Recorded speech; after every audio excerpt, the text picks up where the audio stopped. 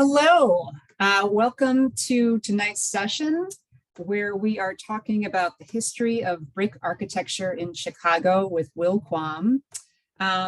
We will be, I'll tell you a little bit more about Will in a moment, but I just wanted to go over some of the ground rules of how we run our webinars. Many of you, I'm sure, have been here before, but just to do a little review, our chat is closed. We don't have everybody able to use our chat, but instead please use the Q&A box tonight if you have any questions that pop up along the way while Will is presenting. So just type those in. At the end of tonight's session, I will be facilitating the Q&A for about 15 minutes. So we'll have a good 15 minutes to go through everything. If we don't get to something, you can always reach out to Will afterwards if you have any burning questions that we don't get to. So don't worry about that. We are recording tonight's session. It's actually already recording, so just be aware of that. This is on Facebook Live right now, so it'll be on our Facebook page. You can also access it through our website at chicagobungalow.org. And additionally, we'll be sending out a follow-up email after this that will have just a little bit of information about this evening, including a follow-up link that has the recording in it. Also, some of our trusted referrals. We'll have a link to our trusted referrals page for contractors who can help you with brickwork, among a million other things. So be sure to visit that page if you're ever looking for a contractor. I'm trying to think of what else. We've got Will here waiting in the shadows. Your camera is turned off, Will, just so you know. There you are. But let me tell you a little bit about this guy because he's a pretty fascinating figure who's really sort of taken Chicago by storm the last few years. Will Quam is an architecture photographer, historian, and the enthusiast behind Brick of Chicago. He's been called Chicago's premier brick expert by Jeffrey Bear, and his photography and passion for Chicago's brick history have been featured on Block Club Chicago, WTTW, the Chicago Tribune, Masonry Magazine, and more. His architecture tours were named one of Chicago's best tours by Curbed Chicago in 2020, and his Instagram at Brick of Chicago was named Chicago's best Instagram in 2019 by the Chicago Reader. You can get more information at www.brickofchicago also. Will, so awesome to have you here tonight. We met a few years back, or a couple years back, on a panel, actually, and I've been following you all this time. It's super exciting for all of us at the Bungalow Association to sort of have like a new angle around like why we love brick so much, because we've certainly done some sessions around it, but I know you're covering like history, the entire history of Chicago, 1830s on, sort of just talking about brick history. So as a fellow brick nerd, I salute you, and I'm really excited for your talk this evening. So whenever you're ready and want to share your screen, I think we are good to go. Thank you so much. It's a real honor and delight to be here. I love the city of Chicago. I love the brick and the architecture of bungalows. I'll start by sharing some bricks from my collection. I am a brick collector. I have about 60 bricks in my personal collection. And I also have a very understanding wife who lets me collect bricks. So thank you very much to her. So in 1870, Chicago burns down.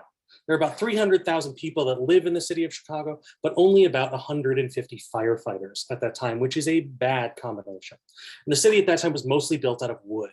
The city had been producing brick as early as about 1830. Some accounts from the early 20th century say maybe in the 1812 era, but there was some brick production happening.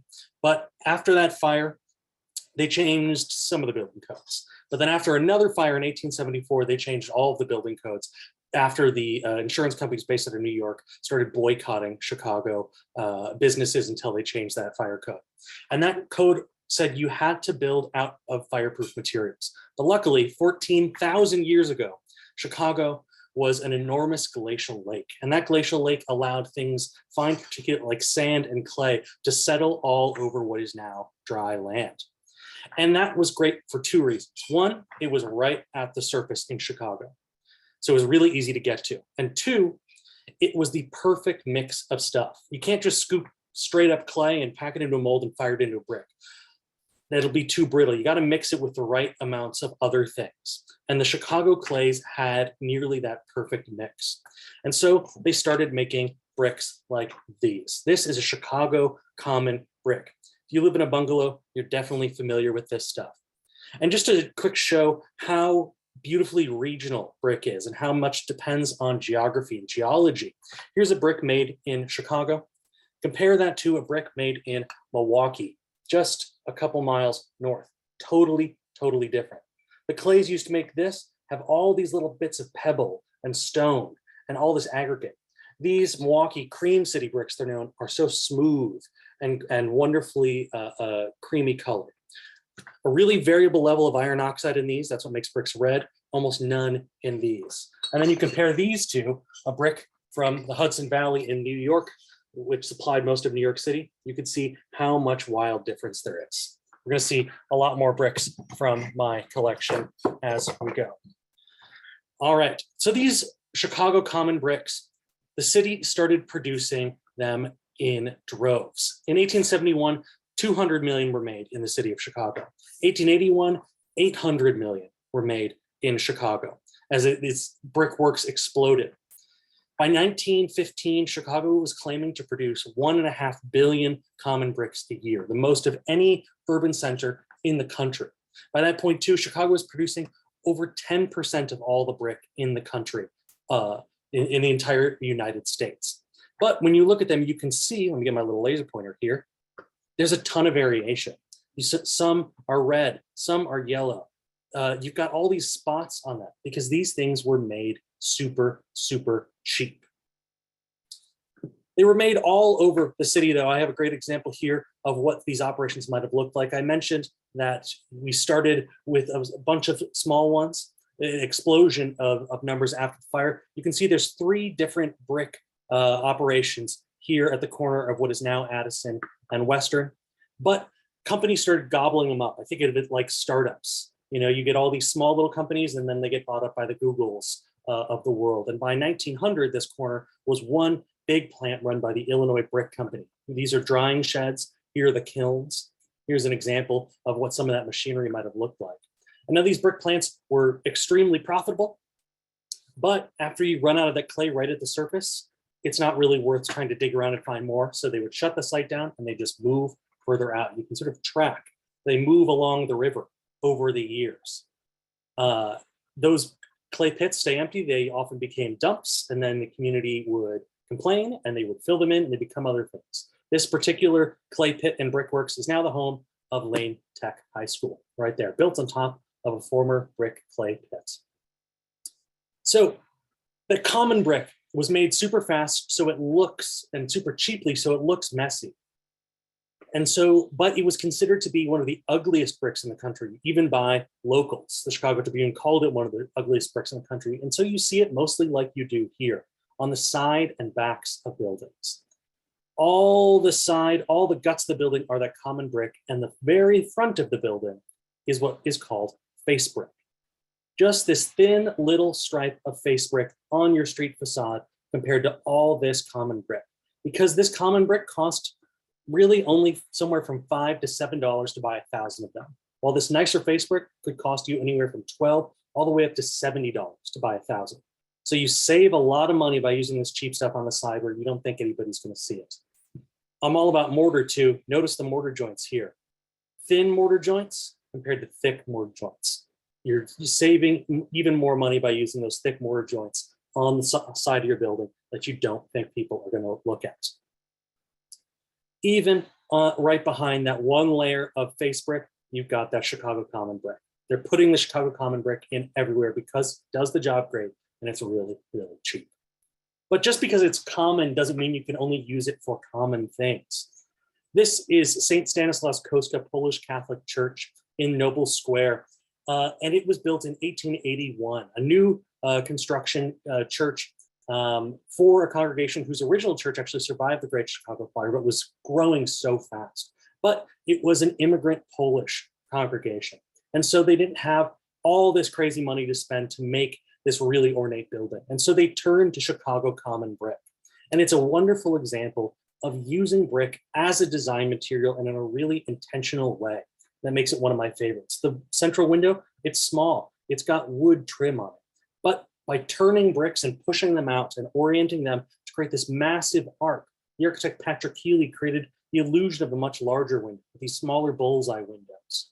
You also get this dental effect here as well. And you can see this incredible variety of color and texture you get from the Chicago common brick.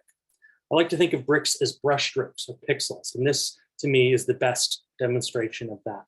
All these different orientations and ways to use the brick and to embrace the variety in the color and texture that is inherent to it.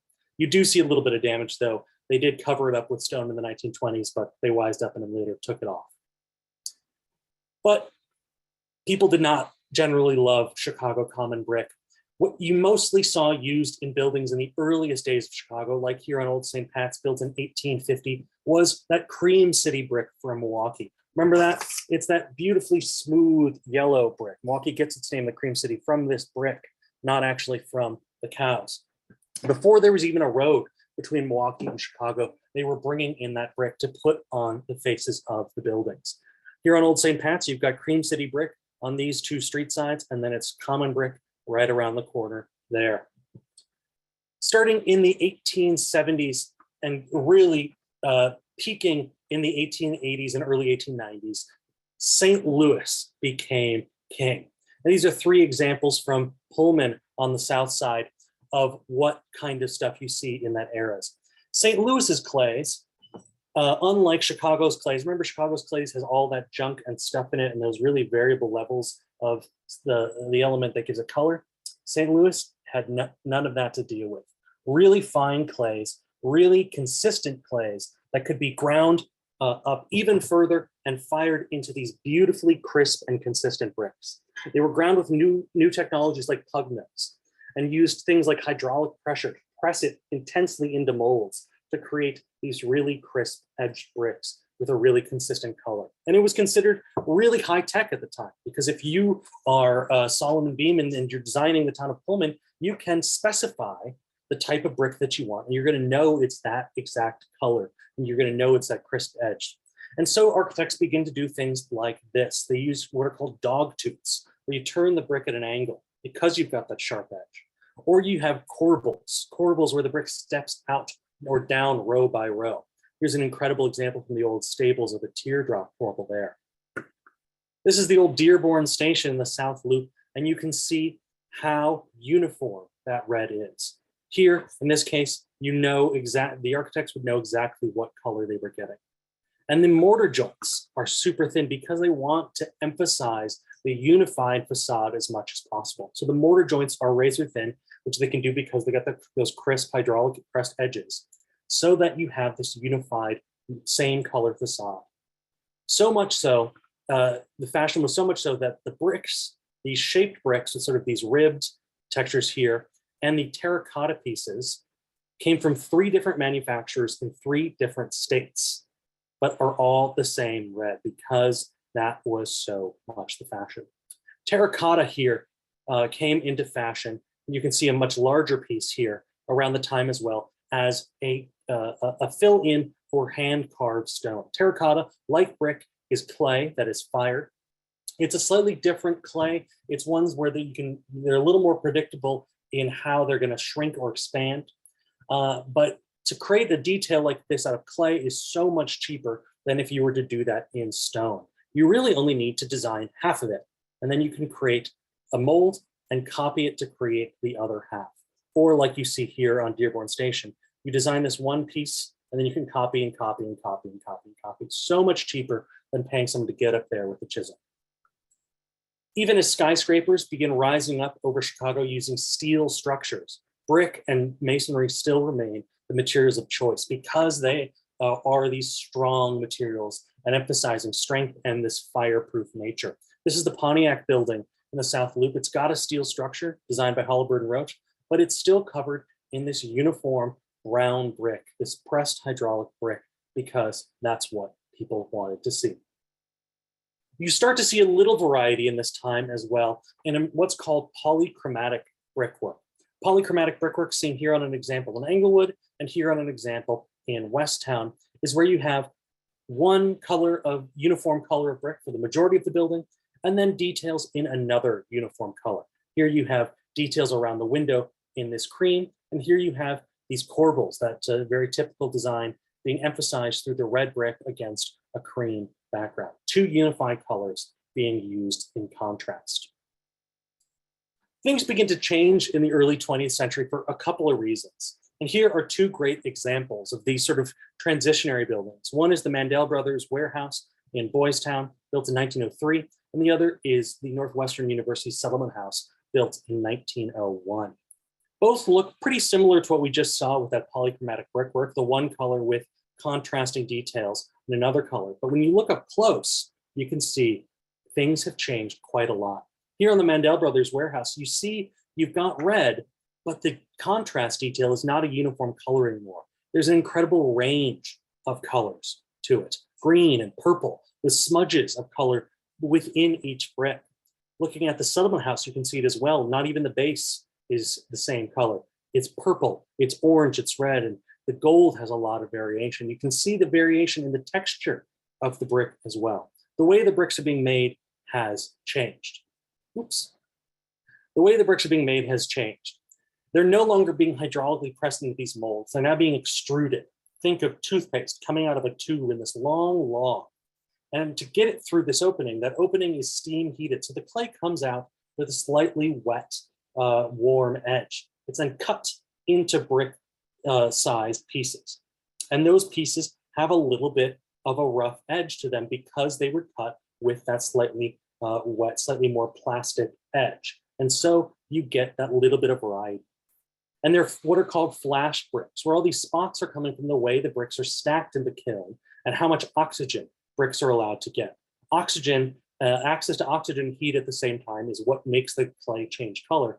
And by controlling that, you can create a range of colors throughout your batch, throughout the kiln. And architects wanted this because they wanted their buildings to feel more natural, more rugged compared to these uniform bricks of an earlier generation, which were now considered mass-produced and machine-made. And this felt more natural. Another variety is iron spot brick that came into fashion in the late 1890s, early 20th century. I have one here in my collection. And you can see how much variation there is on the surface there. And these were incredibly popular because they look so much like a volcanic stone almost. And these are made with clays that have high levels of iron pyrite impurities in them. And when fired, those impurities come to the surface and give this glassy layer, this vitrified layer to the surface. This isn't glazed. It's all coming from the clay itself.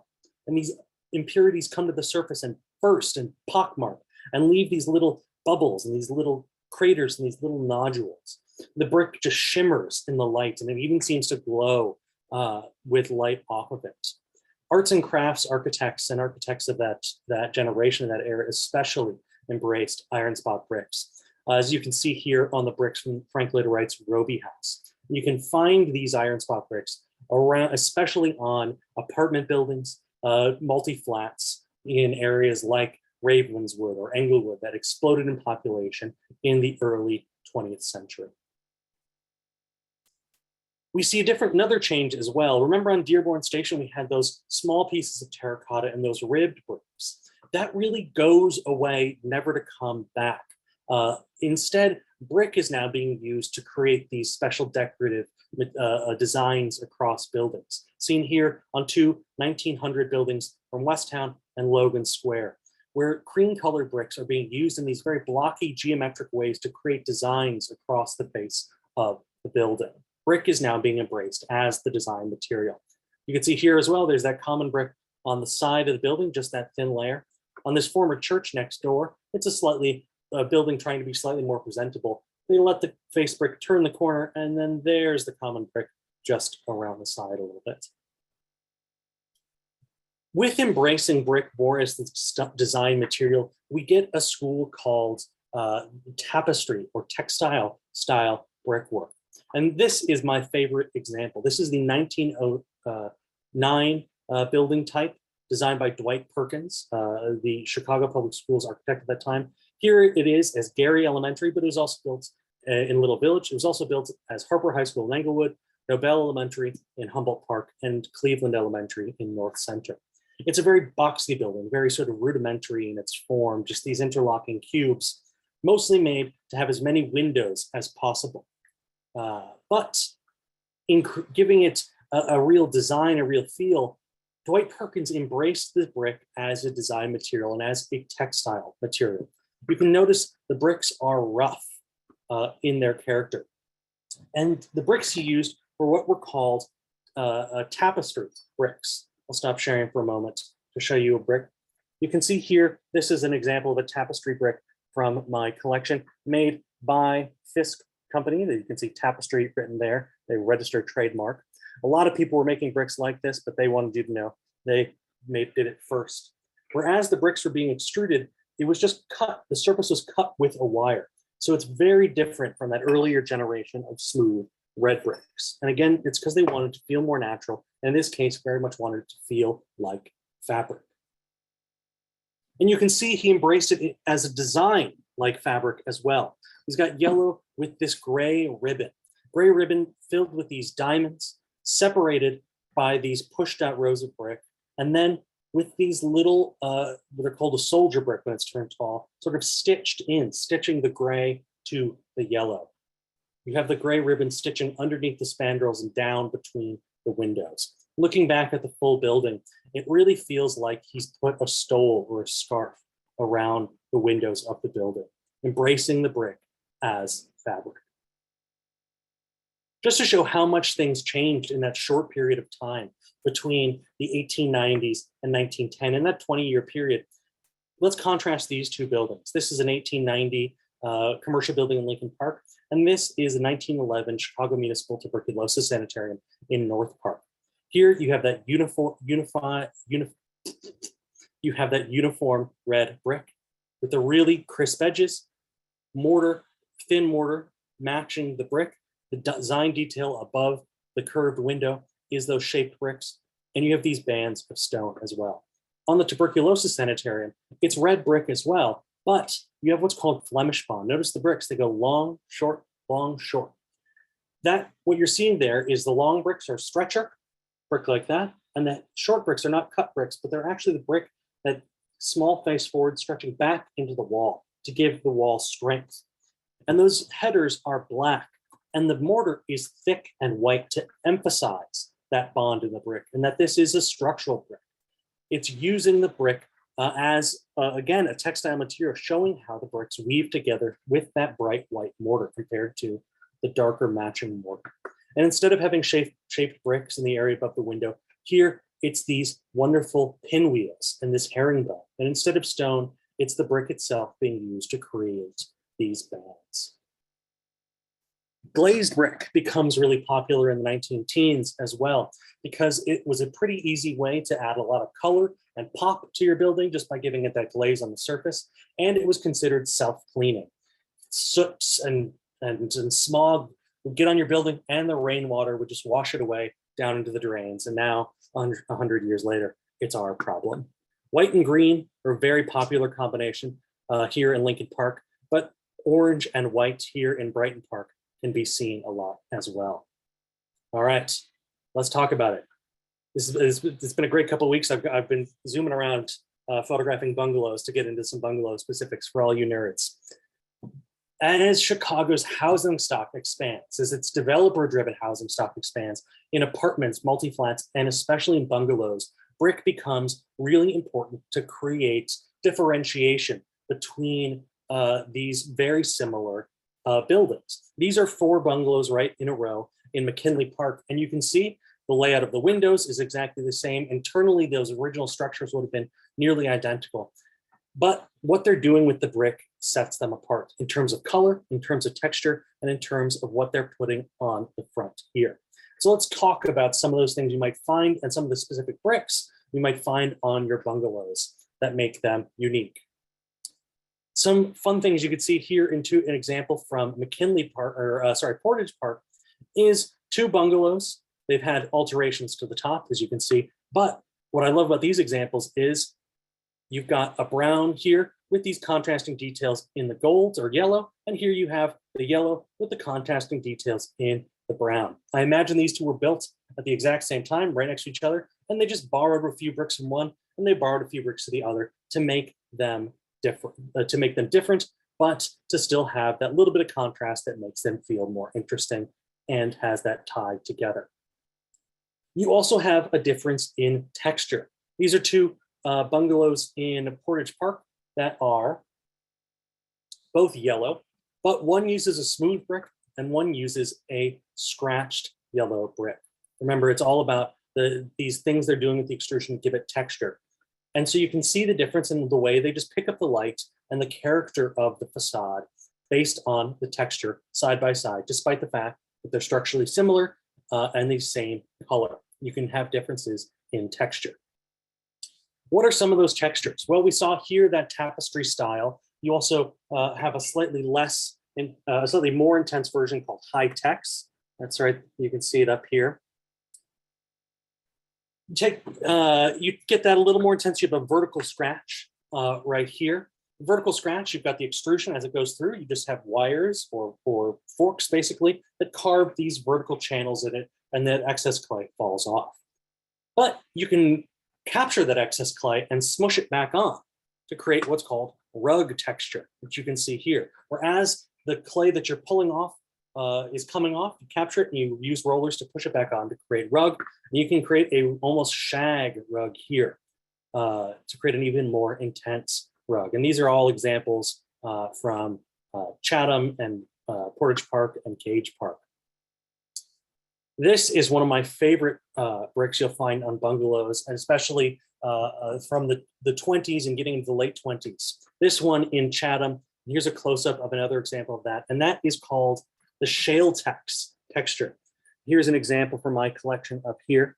You can see it's this wonderfully stippled, very randomized texture. All these pock marks in the brick. It was made by the Streeter Brick Company in Streeter, Illinois. That you can see there, the stamp on the back of my brick up in the little corner.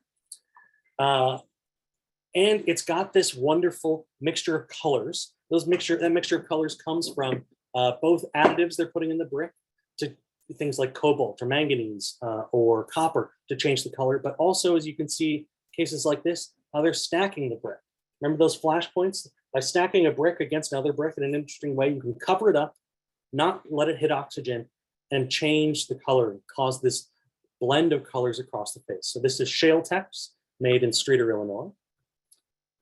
One of my other favorites, I mean, I should stop saying that because they're all my favorites. I love all my children equally, is a waffle texture. This example here in Portage Park. And here is a close-up of some of those waffle bricks. Here's one from my collection. As it comes out, as it's extruded, they put a roller over it that just leaves an impression of this waffle impression on the middle there. These made by the Brazil Clay Company of Brazil, Indiana. This waffle texture you can find all over the place. This close-up is not from this building. It's from a different bungalow a couple blocks away in Portage Park. And you can see here, these three, you have that sort of purple blue, and you have a sort of a greenish orange, and here you have a lighter yellow. These are three different bungalows in a row in Portage Park. And here's the opposite. This is a iron spotted orange with, instead of having the syrup catcher sunk in, it's instead the ridges that are sunken, leaving that diamond up. And this is from Gage Park. So you get a lot of variety in color within each variety of texture. Another great example here is bark texture. Bark texture. I'm sure a lot of you probably have bark texture on your bungalows. That was a really popular choice.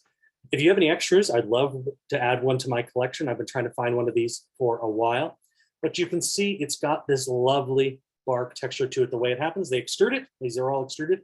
They use a wire to cut off a millimeter or so, and then they catch that excess and they squish it back on with rollers, similar to what we saw with the rug method, but in this case, creating a bark texture. And again, you get a lot of different colors. Here, a very common one of sort of a purple, green, and blue. Here, that's in Portage Park. Here, three examples from Gage Park with red, and the red here contrasted with that blue. Here's sort of a lighter pastel mixture of colors, and here's a lovely sort of aquamarine turquoise as well. A Chicago classic you'll find all over, also again made by the Brazil Clay Company of Brazil, Indiana, is Scratch and Smooth. You can see it up here in the corner from my collection. There's the Brazil stamp on the back. Another one I spent a long time trying to get. As it's extruded, they scratch it just like they would the vertical scratch, but only in the center. And on the sides, they scratch it only on one little edge there. The effect, as you can see in this Portage Park bungalow here, is to create the illusion of a checkerboard or a chessboard. But when you look up close, you can see that it is in fact long bricks with the smooth sides creating one visual unit and the rough center creating another.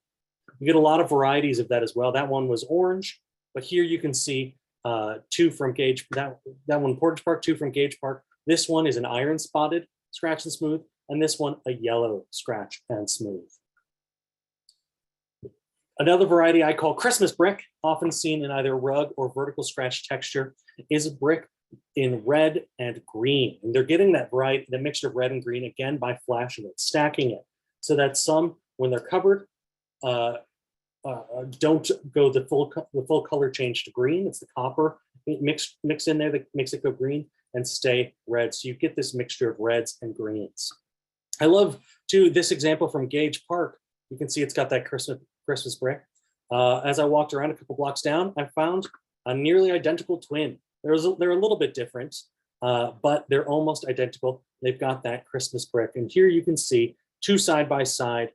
Once again, very similar in their structures, but differentiated in their use of brick and a couple of other little design details. Here you have this sort of drop pendant. And here, it's just a little detail there. You've got the planter holders here, and you have the front piece squares with the detail. Here, they're slightly more plain. Two other examples from Gage Park. A really subtle little detail here. They're both vertical scratch brick, one gold, one orange. But on this one, they've got this herringbone, or sorry, this basket weave pattern. 3 bricks going sideways, 3 bricks going tall, compared to just what's called the soldier course up here. And you've got, I don't know if there's an official term for it, I call it a front piece. Here, a box, and here, these drop, this sort of line with these dropping icicles. Here are a couple examples I found in Gage Park of all the different ways that a designer might use brick to make that front piece unique.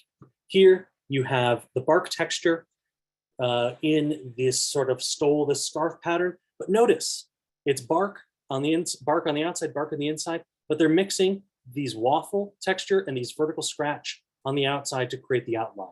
Here, the waffle with the scratch and smooth to create the outline. Here you have a design where they make it almost like look like it's got sticks in it using a vertical scratch to create this tracing outline. And here, a lovely rough tapestry blue with golden vertical scratch and this chain detail in the center.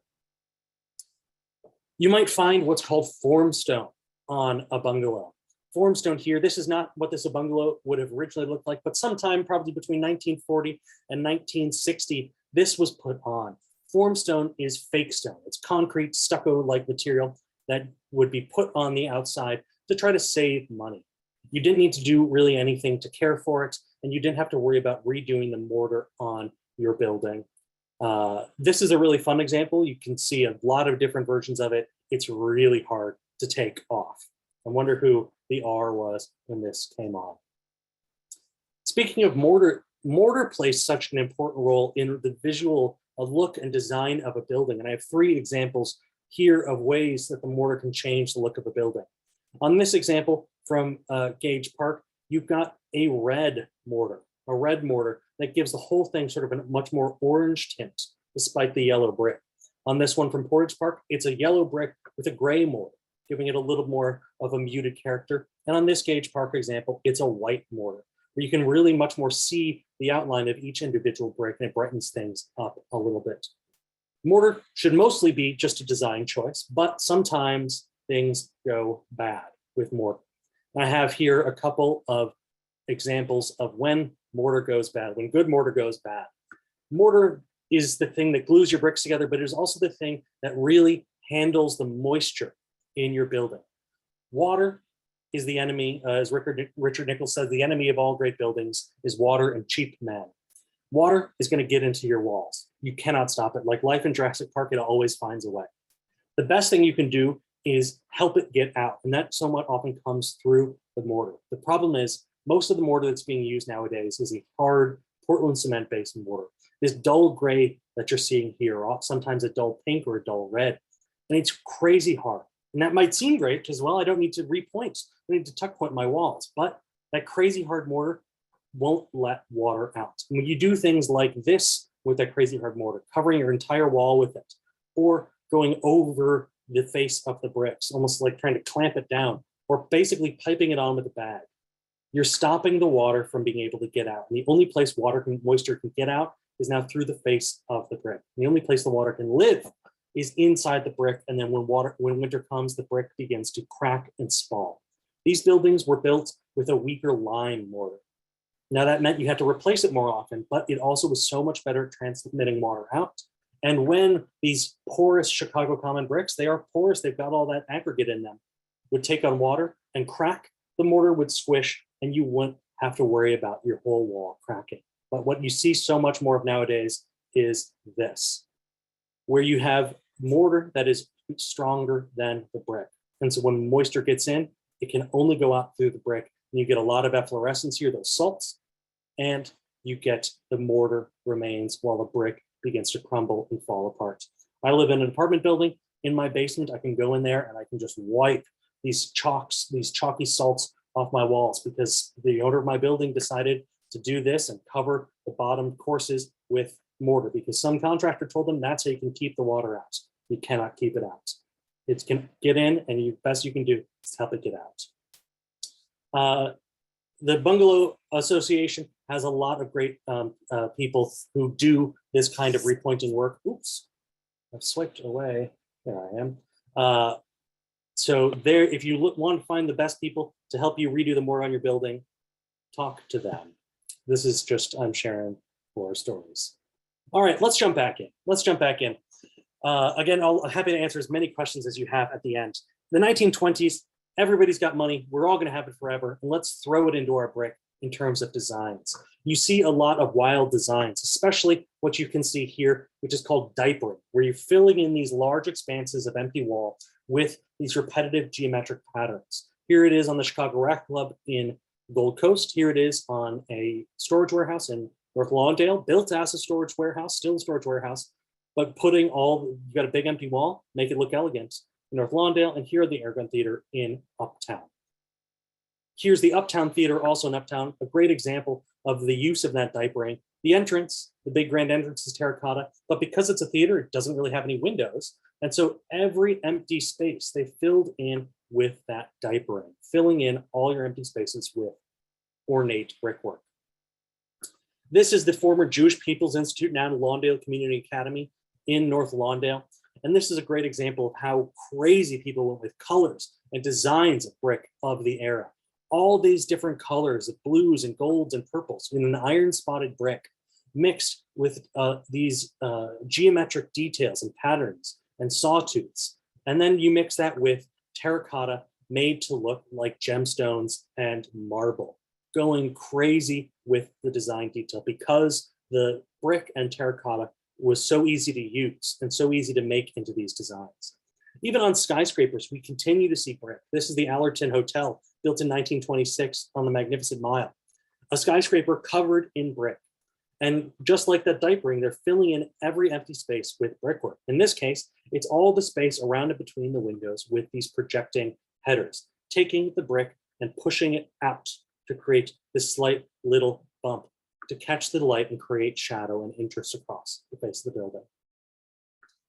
Terracotta has changed a lot too, still used as a replacement for carved stone, but used in a different way. It's no longer matching the color of your brick. Now it's being glazed in these large hollow pieces to create these larger designs. You can see they put out catalogs here. Here's a catalog made by the Midland Terracotta Company. And here's that design on a building in Rogers Park.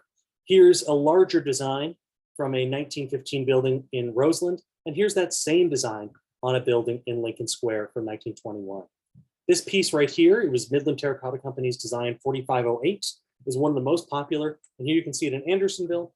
And here you can see it in St. Paul, Minnesota, my hometown. This is the Chipotle I go eat at when I go home. And I was shocked to look up and see it there, a familiar sight during a visit. You get whole facades that you can buy out of catalogs, out of terracotta. Here's a facade system. This would have been, you go in the catalog, you tell them, I want this piece and this piece and this piece, but you can see the same pieces here on this building in Roseland and on this building in Uptown. Terracotta gets really crazy when you start to look at skyscrapers of the 1920s because it's a hollow, it was made in these hollow glazed blocks, so it was lightweight. It was easy to design with because it was now really predictable and was not going to shrink or expand when you fired it. And so you could make all sorts of designs, you could glaze it, and because it was hollow, it was lightweight, so you could hang it on a steel skeleton, like the carbide and carbon building here, with this green terracotta and the black terracotta and all these gold details. And you can cover your whole building in it because it's hollow. But with the Great Depression, terracotta really falls out of favor. One, because it's really expensive to use, but also because tastes change. You only see it for a couple more years in cases like this on the First Church of Deliverance in Bronzeville, where these are terracotta top panels, terracotta blocks, but they're being used much more like tiles to create a streamlined effect rather than a really ornate effect. In the 1940s and 50s and 60s especially, common brick, Chicago common brick comes out of the darkness and begins to be embraced, especially by modern architects. Like in this example, the home of architect Paul Schweiker, built in 1938 with an expansion in 1949. He used rough redwood and Chicago common brick. And he used the Chicago common brick for a couple reasons. One, because it has that rough character and a lot of visual character to it. And he wanted a brick that had a lot of visual character to especially go with the rough redwood here. But he also used it because it's really cheap. The brick he used on his house here for the interior and the exterior was a brick that was normally used for the sewers in Chicago. And he wanted it because it was cheap. And architects of this time were trying to build a new variety of housing that was much more cheap and affordable. And so they turned often to common brick. Another way that brick was being used at this same time, you get kind of these uses of brick that coexist at the same time, was the Mesian style of brick. Architect Ludwig Mies van der Rohe came to Chicago to design the campus of the Illinois Institute of Technology. And he used brick in conversation with steel and glass. And he's mostly remembered for his steel and glass buildings. But Mies also loved brick. And he thought of brick and the use of brick as this contrast, this juxtaposition of structural materials. And these buildings are structurally steel, or other buildings on campus are structurally concrete buildings. But the brick is there in a very intentional way. When you look at the brick in close-up on these infill panels, you see it's these long rows of long bricks, stretchers, and these long rows of short bricks, headers. Remember, the header is the brick stretching back into the wall to give it structure. And English bond, which is what you're seeing here, is the strongest bond that you can have. But in this case, it's merely infill. These headers are not full headers. They've been cut just to create the look of headers. But he was obsessed with this English bond because it was strong. He would have his students hand draw English bond for hours. And so he very specifically specified it for these buildings. He also worked with a brick manufacturer, the Hanley Brick Company of Hanley, Pennsylvania, or in Pennsylvania, in this case, the Somerville plant, to develop this brick. And that plant still exists today and still makes this exact same brick. Another thing you start to see amongst modern designs is the re-embrace of that flash brick, those bricks that have a lot of different colors on them. In this case here, 1968 Augustana Lutheran Church in Hyde Park, and in this case, Republic Bank in Chicago Lawn, where they're doing things with form. In this case, a curved form, in this case, interlocking forms. And that flash brick gives a lot of character to these otherwise very geometric forms.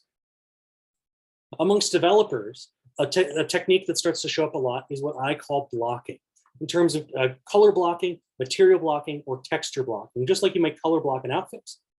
I've got green pants and a blue shirt. You can do that with your materials. In this case, you have yellow stripes and red stripes. And the red, they're playing with texture as well, though. This split-faced Roman brick, it's called, seen here in Budlong Woods and here in Chatham, was really popular at the time, where these long bricks that were fired together and then broken to create that very lovely lithe edge. Color blocking as well. We see glazed brick come back into vogue here on the former architect's office in McKinley Park for Epstein and Sons, where these panels of glazed brick are being used to contrast with glass and with a more plain white brick. In terms of material, you get this material blocking with stone, here a Lannon stone, a limestone from Wisconsin, excuse me, and brick on the, this is the Porter Park Fieldhouse. And here's an amazing example of, in the 1960s, they really embraced this rough stone on First Baptist Institutional in North Lawndale, which has a plain brick mixed with this very rough stone. Let me quick plug my charger, and I forgot to do that. Sorry, give me a second. I thought I had it plugged in and I didn't.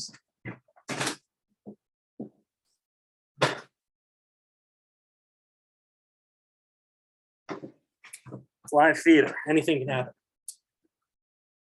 In the 1970s, we see this push away from the lighter colors of the Mesian brick and the fun colors of the 60s glazed brick back towards embracing a darker, a more brick-like brick. You can see here on this 1975 bank in Lincoln Square, we have these large, these 9-inch by 9-inch square bricks. Larger brick becomes more popular because it's cheaper.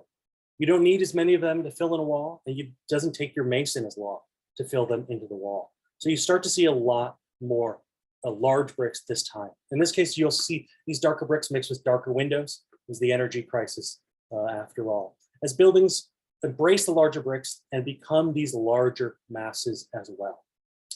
Things do get fun again, though, as they often do. In this case, with postmodern embrace of brick. Postmodern architecture looking backwards at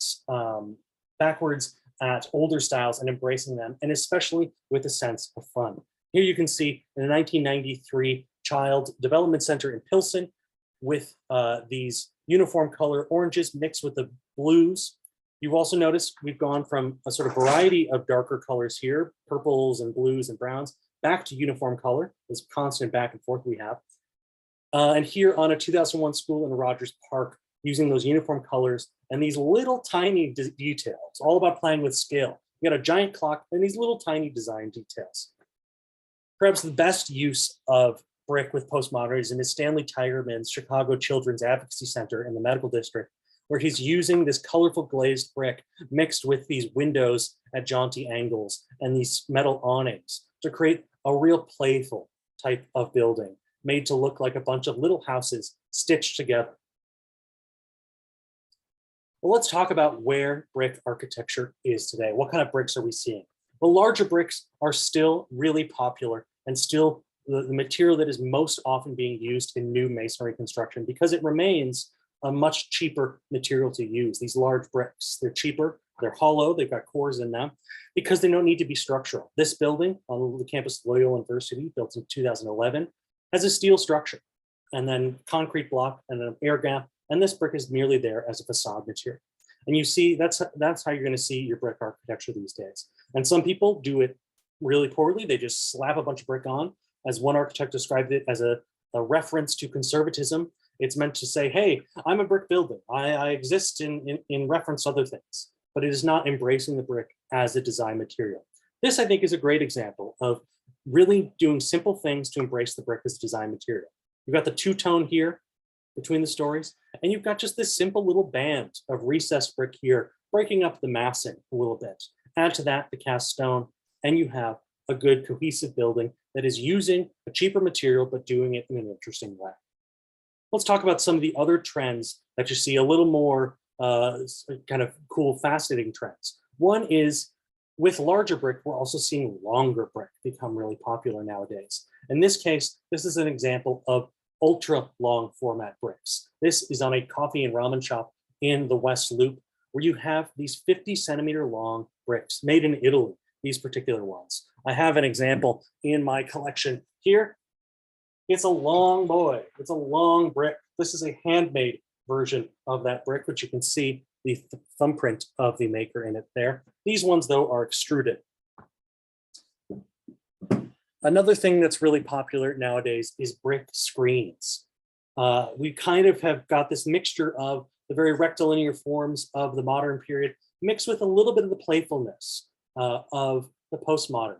Here is the example of Gensler's Tide House next to Schuba's. And brick screens are really popular now because if you're inside, you can see out and light can come in. But if you're outside, you see this lovely pattern, but you get the privacy of not being able to see in. What I love about this example is they took this little detail here from the Schuba's Tavern and punched it to make this detail in the screen of this new building. The thing that is really popular now, I like to joke that in 20 years when I'm giving these talks or giving walking tours, I'll talk about the red brick of the late 1800s and the colors and the textures of the 1920s and the black brick of the 2020s. Black brick is king right now. So crazy popular. Black brick is really popular, and you're going to see that all over new construction houses and apartments and skyscrapers and grocery stores. Black brick is everywhere because it feels luxurious, but also neutral. And so I'll be interested to see how long we live in this black brick moment before we see another change. This particular example is the Green Line Performing Arts Center, one of my favorite new brick buildings, which you can see it also uses the brick screen. That's really popular. And it has this lovely cornice of projecting headers. These bricks are also an example of a brick that is made entirely from post-consumer waste material. Most of it is materials from the construction industry, construction materials, but the company Greenleaf Brick in North Carolina uses that material to make brick. On this particular building, designed in collaboration between Morris Architects and the artist Theaster Gates, this black brick is really important to him, and he's used it in a lot of projects, and he uses brick in a lot of his projects. And I like to end with this quote from him here, looking here at the corner of that building. And Theaster Gates says with brick that brick construction has its own poetics. I have a desire to see the material used fully in all its ways, straight, no chaser, and totally bombastic. A plastic material that confounds as much as it protects, a shifting personality. And that to me is what I love about brick. It is this material that holds up our buildings and insulates us and can do so many things structurally, but it is also a design material. Like he says, it is plastic. In this way, it's being used as a design material. And the best way that brick can be used is intentionally, is as a personality. And that's what ties something like this to something like St. Stanislas Costa, that Chicago common brick church that we saw at the beginning of the tour. And so I encourage you to look at the brick on your own buildings, but look at the brick that surrounds you. We are so lucky in Chicago to live in a city of brick where you can drop into any neighborhood, look around at the buildings around you, and start to see so much incredible detail. That is all for my presentation, but I will stick around for questions. If you want to learn more, you can go to my website, brickofchicago.com.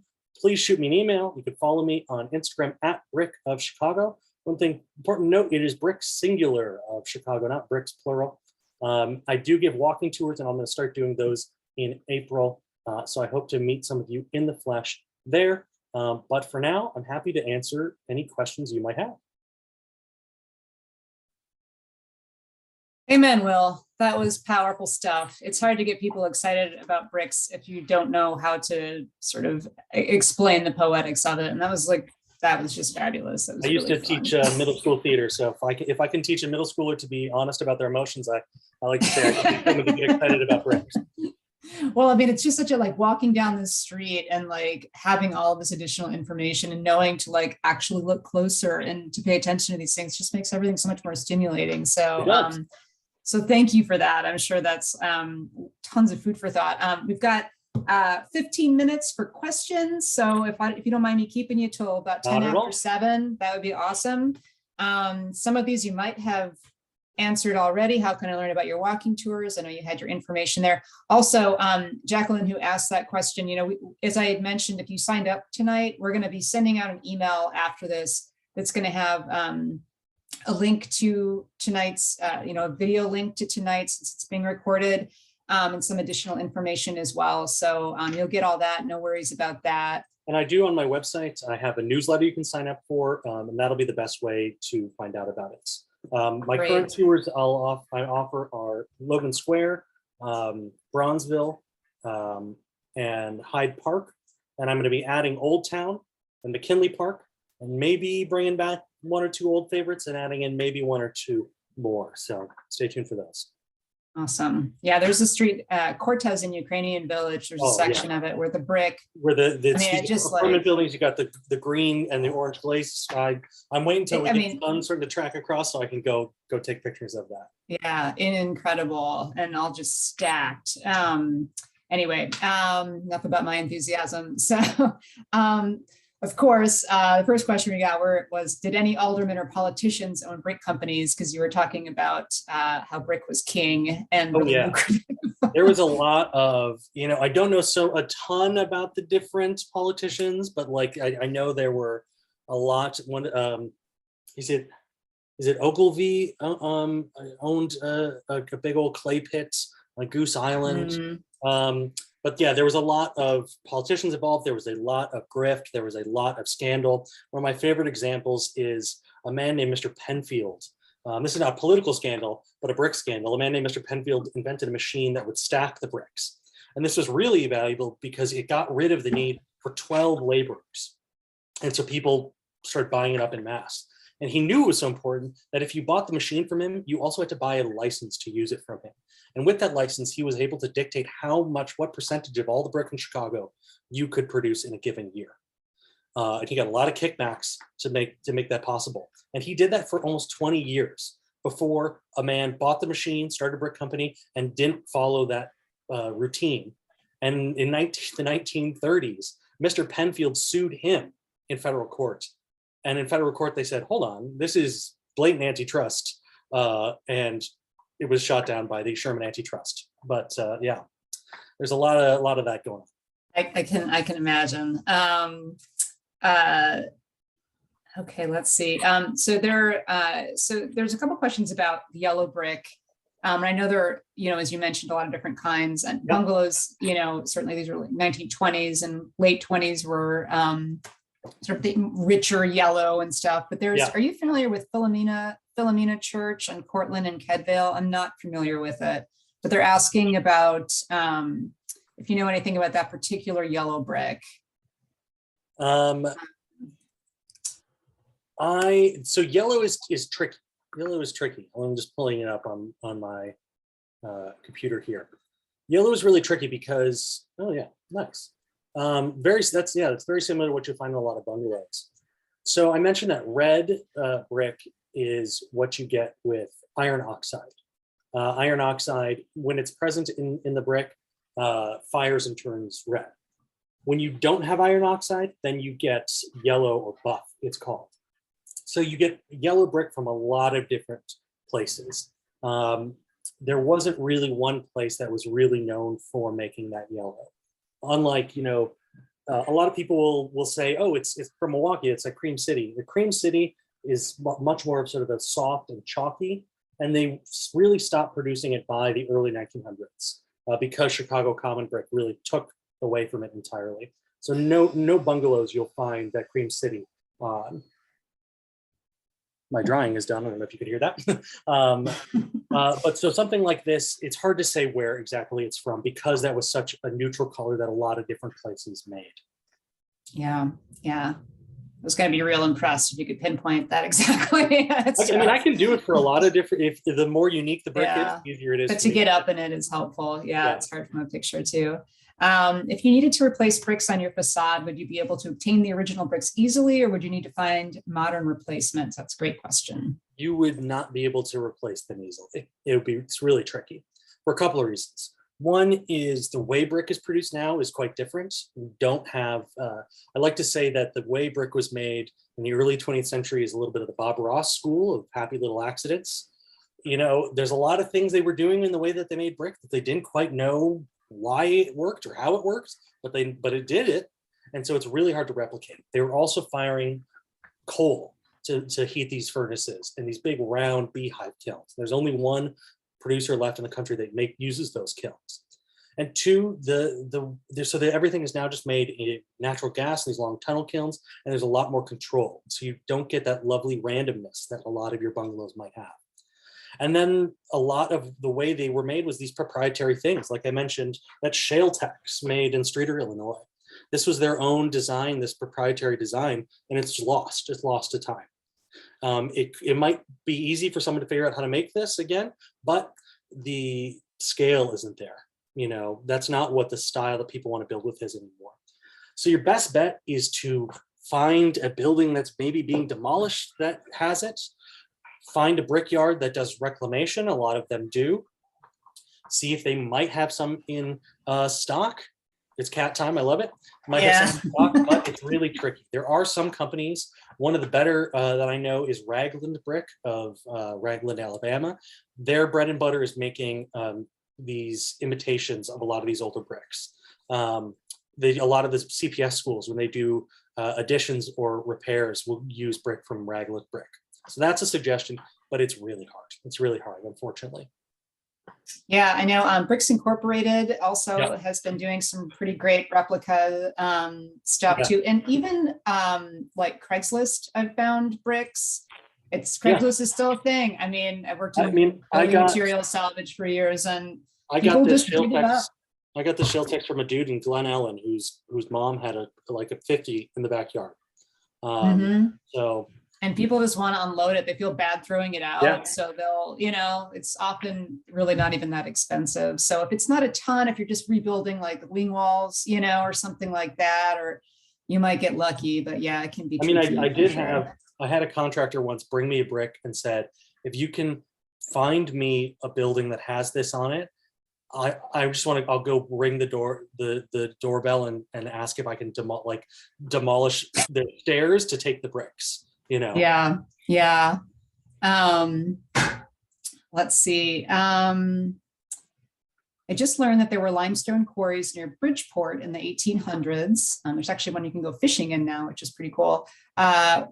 They're wondering if they formed the limestone into brick or used the limestone, or they used the limestone front and common brick on sides and the backs of buildings. Were they formed into brick and limestone? So limestone would not be used to make bricks. They would have used the limestone just as stone. I don't know a ton about the Bridgeport quarry, but yeah, it would have been the case where they use stone on the front and then common brick on the side.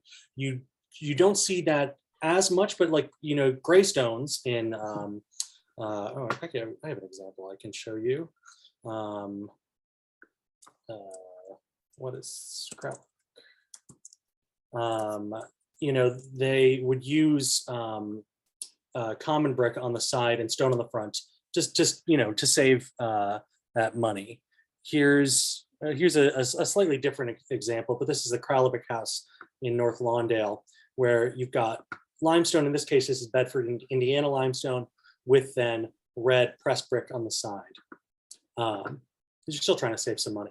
I don't know a lot about the Bridgeport quarry. I know there was a quarry in Ukrainian Village that was used, that had this sort of limestone that would weep tar, which you can see on Second Presbyterian on Michigan Avenue. Well, yeah, Palmisano Park is where the Bridgeport one is, at least one of them where you can go fishing, but I never caught anything there. Let's see. Is the clay used for Chicago common brick blue when it's in the ground? I read that it turns pink when fired, but it's blue in the earth, like blood. Yeah. It's sort of a blue-black. Yeah, it's sort of a blue-black color. And then when fired, it turns anywhere from red to yellow to pink. The Cream City brick is a red clay, which I find so cool because then it burns. Oh, I didn't know that. It turns that chalky white. So you can look at the clay and it's not going to tell you exactly what it looks like, but you can use that to your advantage with that flashing. Especially you see Chicago Commons made in the 30s, 40s, and 50s. What they would sometimes do is flash them where they're stacking it to get yellow with these blue spots on them, which is really great. Well, somebody on here has a brick garage that they're planning to demolish, and they're asking if any of the bricks should be preserved, salvaged. If so, would you know anyone who would be interested in it? I do. It's me. Send me a picture. Depending on what the brick on the face of it is, if there's face brick, that might be something I'd like to add to my collection. If with a common brick, depending on how many you have, common brick is valuable as a resale material. Carla mentioned Bricks Incorporated. They're pals of mine. They do great work. They'll take reclaimed bricks, common brick that's taken from a demolished building, and they will purchase that and then resell it. So that's something that's really popular, especially in the South. Your brick might head to the southern United States. They love common brick in the South. Yeah. I visited Texas and Houston this past summer and saw a ton of Chicago common brick, which felt very strange. Yeah, I heard that they were shipping that. Let's see. So there are some questions about the black brick. Just why do you think it's more popular now? I mean, and I was wondering too, if it's just stylistic, we want everything black and gray, or does it have something to do with the sort of post-construction waste aspect? Because they're not clinker bricks. Are they all post-construction waste, all the black brick now? No, they're using manganese to dye it. Okay. Make it dark. Or you've got certain companies that are still making iron spot bricks. They don't look that same, very like volcanic, but that produces that sort of black color. I think it really just comes down to the moment we're in stylistically. A lot of building that we saw in the late 90s and early 2000s was uniform colors of yellows and reds and oranges, and it's pretty easy to spot. And I think it's just, we get this back and forth.